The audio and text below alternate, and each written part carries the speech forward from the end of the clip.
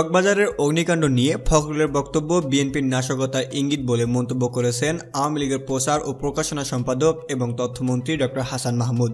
তিনি বলেন, অগ্নিকাণ্ডের ঘটনার সঙ্গে পেট্রোল বোমা মেরে মানুষ হত্যার মতো বিএনপি কোনো নাশকতা করছেন কিনা তা খতিয়ে দেখা প্রয়োজন। দেশে গণতন্ত্র নেই বলেই রাজধানীর চকবাজারে চুরিহাট্টায় আগুন লেগেছে। বিএনপি মহাসচিব মির্জা ফখরুল ইসলাম আলমগীরের এমন বক্তব্যে তথ্যমন্ত্রী একথা বললেন। শনিবার সকালে চট্টগ্রাম নগরের দেওয়ানজি পুকুরপাড় লেনের নিজের বাসভবনে কবি আব্দুর রউফের কাব্যগ্রন্থ দৃষ্টির গোপন গহিনী ও কবি মঞ্জিল মুরাদ লাবলুর কাব্যগ্রন্থ ভাসভাঙ্গা ঘ্রাণের মোরগ উচ্চারণ অনুষ্ঠান হয়। সেই অনুষ্ঠানে এসব কথা বলেন ডক্টর হাসান মাহমুদ। তথ্যমন্ত্রী বলেন, মির্জা ফখরুল সাহেব সম্পর্কে আমার ধারণাটা অনেক উচ্চে ছিল, কিন্তু ইদানিং তিনি অবান্তর কথা বলছেন। গণতন্ত্র নাই বিধায় চকবাজারে আগুন লেগেছে। এটি কী রকম দায়িত্ব জ্ঞানহীন কথা তা বলার অপেক্ষা রাখে না। এই বক্তব্যের মাধ্যমে মির্জা ফখরুল প্রকান্তরে অগ্নিকাণ্ডের সঙ্গে তাদের সংশ্লিষ্টতা থাকতে পারে তাই জানালেন।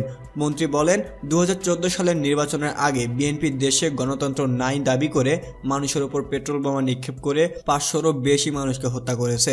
3500 মানুষকে আগুনে ঝলসে দিয়েছে গণতন্ত্র প্রতিষ্ঠার নাম দিয়ে। সে সময় পেট্রোল বোমা মেরে মানুষকে যেভাবে পুড়িয়ে হত্যা করেছিল, ঠিক একইভাবে চকবাজারের অগ্নিকাণ্ডের সঙ্গে কোনো সূত্র আছে কিনা মির্জা ফখরুলের বক্তব্য একই ধরনের নাশকতার দিকে ইঙ্গিত করে। ডক্টর হাসান মাহমুদ বলেন, চকবাজারের অগ্নিকাণ্ডের ঘটনাটি অত্যন্ত মর্মান্তিক। পুরো দেশ আজ শোকাহত, মানুষ শোকার্ত। মানুষ কিছু করতে না পারলেও নিহত আহতদের জন্য অন্তত প্রার্থনা করছে। এই সময়ে দায়িত্বশীল দল হিসেবে তাদের উচিত ছিল জাতীয় ঐক্য প্রদর্শন করা। সেটি না করে যে কোনো ঘটনার মধ্যে রাজনীতি নিয়ে আসা সমুচিত নয়।